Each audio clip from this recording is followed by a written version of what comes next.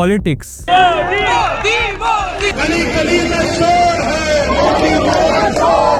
एक ऐसा दंगल जहां लक्ष्य सिर्फ एक है, वो है जीत। अगर नेता बनना है तो गुंडे पालो, गुंडे बनो नहीं। इस जीत के लिए चाहे कितना भी गिरना क्यों ना पड़े। सरकार सबके बैंक अकाउंट में महीने का 8,500 रुपए ठक। एक तरफ बीजेपी या राइट विंग जो अपनी सोच और आइडियोलॉजी के लिए किसी भी हद तक जाने को तैयार है। 15,000 का आटा होगा ना, हम तो भी ले लेंगे। 2,000 का आटा होगा, हम तब भी ले लेंगे।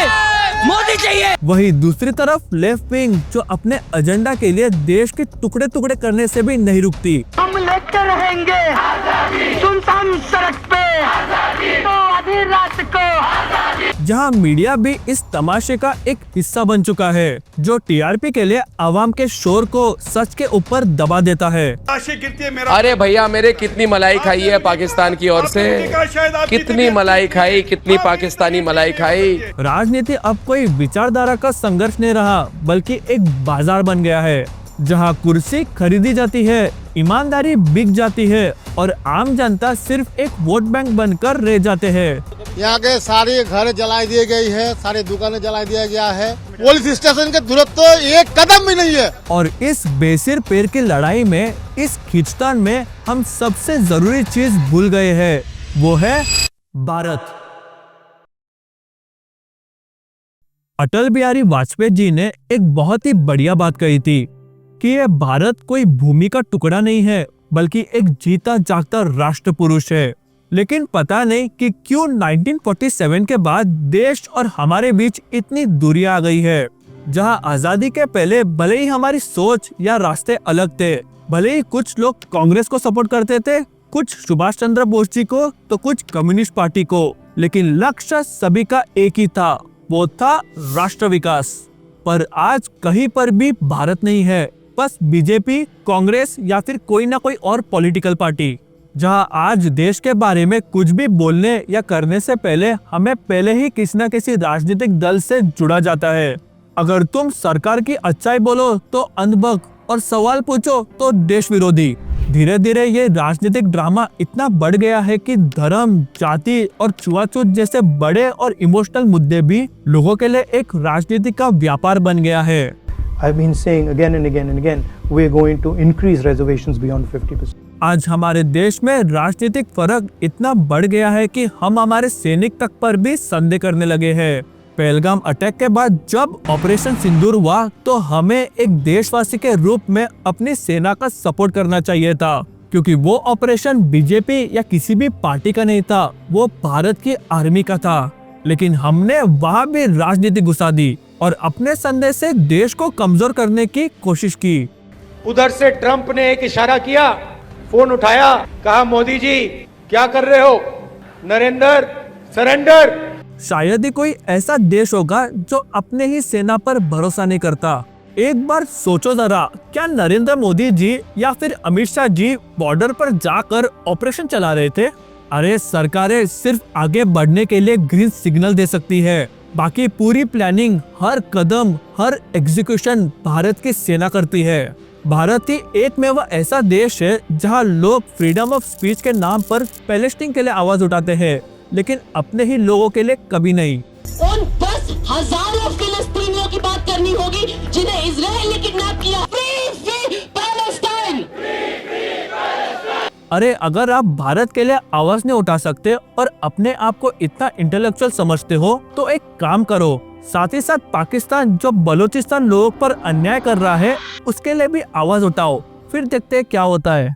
कश्मीर के आर्टिकल 370 जैसे जरूरी फैसले को भी हम सरकार का एजेंडा कहकर रोकने की कोशिश करते हैं, क्योंकि उनके लोग तो आराम से अपने घर पे बैठे हैं। उन्हें क्या ही पता कि कैसा फील होता है जब अपने ही लोग हम पे पत्थर फेंक रहे हो और हम कुछ भी नहीं कर सकते। सिर्फ एक सच्चा देश प्रेमी ही वो दर्द समझ सकता है।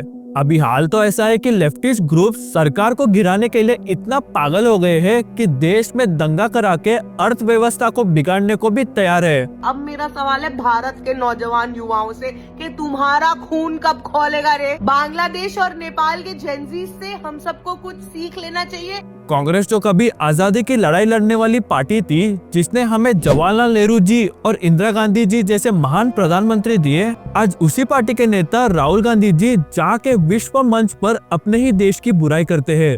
What is happening, for example, to the Muslim community in India today happened to the Dalit community in the 80s. ऐसा दृश्य आपको दुनिया के किसी और देश में शायद ही देखने को मिलेगा। आजकल बहुत सारे सो कॉल इंटेलेक्चुअल यूट्यूबर्स घर बैठ के फॉरेन मिनिस्ट्री पे ज्ञान देते हैं, अपने फॉरेन मिनिस्टर से इस्तीफा मांगते हैं, क्योंकि उनके हिसाब से जियोपॉलिटिक्स यूट्यूब का एक कंटेंट है। ये लोग मणिपुर हिंसा पर 10 वीडियोस बना देते हैं, लेकिन बंगाल का कोई मुद्दा नहीं उठाएंगे। बहुत सारे लेफ्ट विंग क्रिएटर्स हैं, जिनके कंटेंट में से अगर आप बीजेपी और मोदी को हटा दो तो कुछ नहीं बचेगा। उनके नजरिए में नरेंद्र मोदी जी देश को बेच के फिर से भारत में अंग्रेजी हुकूमत लाने वाली है, और उनके फॉलोअर्स भी कुछ कम नहीं। उनके लिए हर सरकारी योजना गलत है। अगर जीएसटी कम करे तो कहते हैं कि पहले बढ़ाया क्यों, अगर 12 लाख तक एग्जेम्पशन दे तो कहते हैं कि देश का पैसा बर्बाद हो रहा है, अगर आतंकवादियों से बदला लिया जाए तो कहते हैं कि हमारे भी कुछ फाइटर जेट्स गिरे हैं। अरे भाई, ये कोई मोबाइल का गेम है क्या, जहाँ पर हम चीट कोड डालकर हर बार बचे रहेंगे? देखो, सरकार से सवाल पूछना जरूरी है, लेकिन सिर्फ सिलेक्टिव क्रिटिसिज्म गलत है। ये क्या बात हुई कि बीजेपी वाले राज्यों के प्रॉब्लम्स पर आवाज उठाते हो और बाकी जगह चुप हो जाते हो? बहुत सारे लेफ्टिस्ट लोगों का माइंडसेट अभी ऐसा हो गया है कि देश में कुछ भी गलत हो रहा हो तो उन्हें अच्छा लगता है, ताकि सरकार को सवाल पूछा जा सके। वो लोग अपने आप को राइट प्रूव करने में इतना इन्वॉल्व हो गए हैं कि उनके लिए देश में सब कुछ गलत ही हो रहा है। और सिर्फ यही लोग नहीं, दूसरी तरफ आपको मिलेंगे मोदी जी के अतरंगी फैंस, जिन्हें ये फर्क ही नहीं पड़ता कि देश में क्या गलत हो रहा है और किस चीज को सुधारा जा सकता है। उन्हें बस एक ही चीज चाहिए, मोदी, मोदी चाहिए, मोदी। और सिर्फ लोग ही नहीं, बल्कि मीडिया में भी भक्तों की कमी नहीं है, जो हर वक्त सरकार का बचाव करते हैं। यानी सोनिया गांधी का नाम वोटर लिस्ट में एक बार नहीं बल्कि 2 बार जोड़ा गया, और दोनों ही बार जब ये नाम उनका आया वोटर लिस्ट में, तब वो भारत की नागरिक नहीं थी। आप उनसे किसी भी मुद्दे पर बात कर लो, वो हमेशा बीजेपी को पिछले टर्म वाले कांग्रेस से कंपेयर करेंगे, क्योंकि उनका मानना है कि अगर शर्मा जी का बेटा 10th आया हो तो हमें बस एक स्टेप ऊपर 9th आना है। तो उसके लिए चाहे एसएससी एग्जाम जैसा बड़ा स्कैम हो, मणिपुर में दंगे हो, कहीं ब्रिज गिर गया हो या बेरोजगारी बढ़ गई हो, उन्हें बस एक ही चीज चाहिए। तो मोदी की भी एक गारंटी है। देखो, ऐसा हो ही नहीं सकता कि कोई भी पॉलिटिकल पार्टी हर चीज में राइट है, और बहुत जरूरी है कि हमें गलत कामों पे सवाल पूछना चाहिए। 35 लाख की आबादी वाले मणिपुर को संभालना कितना मुश्किल हो चुका है, क्योंकि भले ही कुछ लोग ईमानदार हो, लेकिन इतने बड़े देश में हर जगह ईमानदारी मिलना मुश्किल है। अगर हम देश में बदलाव चाहते हैं तो हमें सिर्फ पॉलिटिक्स में रुचि नहीं, बल्कि उसके बारे में सही जानकारी रहनी चाहिए, ताकि हम सरकार से सवाल पूछ सके। एक बात हमेशा याद रखना, अगर आपको मोदी जी पसंद है तो आपको उनका हर काम अच्छा ही लगेगा, और अगर आपको वो पसंद नहीं तो आपको ऐसे लोगों का कंटेंट ही पसंद आएगा जो हर वक्त क्रिटिसाइज करते हो। इसीलिए बहुत जरूरी है कि हम अपनी राजनीतिक सोच से ऊपर उठकर एक थर्ड पर्सन नजरिए से देश के हित में चीजों को देखें।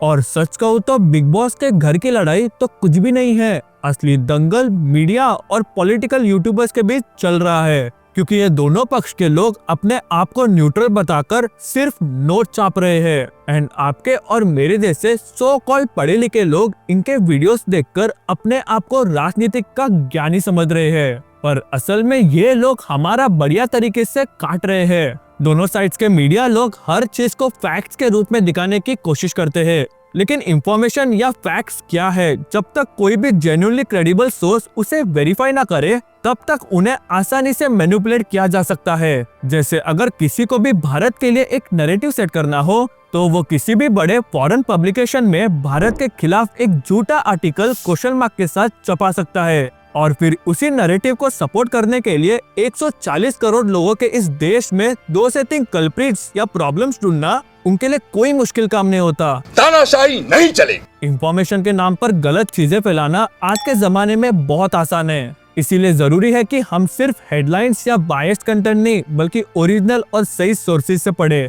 देखो, मैंने अब तक जो कुछ भी कहा है वो अभी से नहीं बल्कि सालों से चलता आ रहा है। जवाहरलाल नेहरू जी से लेकर मनमोहन सिंह जी तक सभी सरकारों ने कभी न कभी मीडिया की आवाज दबाई है और लोगों की बात छुपाई है। राजनीति के बारे में एक बात हमेशा याद रखना कि तुलना कभी भी बेस्ट और वर्स्ट के बीच में नहीं होती बल्कि कौन बेटर है उसके बीच होती है। और आप चाहे कितनी भी डेवलपमेंट, इंफ्रास्ट्रक्चर या रोजगार की बात कर लो, आज भी भारत के लोग धर्म के रक्षक या मुफ्त बिजली और राशन देने वालों को ही चुनना पसंद करेंगे। पर इन सब में सबसे ज्यादा खतरनाक क्या है पता है? कि जब हम राजनीति और देश को एक समझते हैं। एक बात याद रखना कि राजनीति सिर्फ कुछ ही लोगों से बनता है, पर यह देश आपके और मेरे जैसे करोड़ों लोगों से मिलकर बनता है। सरकारें तो सिर्फ रिप्रेजेंटेटिव्स है, असली देश तो हम सब है। इसीलिए देश सबसे पहला रहना चाहिए, उसके बाद राजनीति। सच कहूँ तो अगर कंपेयर करने जाए ना तो बहुत फर्क है बाकी देशों के लोगों में और हम भारतीय में। क्योंकि जब डोनाल्ड ट्रम्प हर रोज चाइना पे टैरिफ इंक्रीज कर रहा था तब वहाँ के लोग खुद के बिजनेस का नुकसान देखकर गवर्नमेंट को ब्लेम नहीं कर रहे थे, बल्कि सोशल मीडिया पे आकर वेस्ट के मार्केट को ही डिसरप्ट करने लगे और दूसरे नए कंट्रीज से नजदीकियां बढ़ाने लगे। वही भारत के लोग सरकार के जियोपॉलिटिकल रिलेशंस पे ब्लेम करने लगे थे। यही तो सच है, हम भारतीयों में देश के प्रति गर्व और प्रेम की कमी है। और ऐसा हो ही नहीं सकता कि हम हर चीज में पीछे हैं या हमारा देश हर जगह गलत है। बाकी देशों में भी बहुत कमियां होती है, बस वो अपने घर की बातें दुनिया के सामने दिखाते नहीं। जब वेस्ट में 9/11 हुआ तब वहाँ के सारे लोग एक साथ मिल के देश के लिए खड़े हुए। ना उन्होंने सरकार को ब्लेम किया या सवाल पूछा, वो सब एक साथ सामने आए और उन सारी कंट्रीज जो टेररिज्म को सपोर्ट करती है उन सबको बॉयकॉट किया।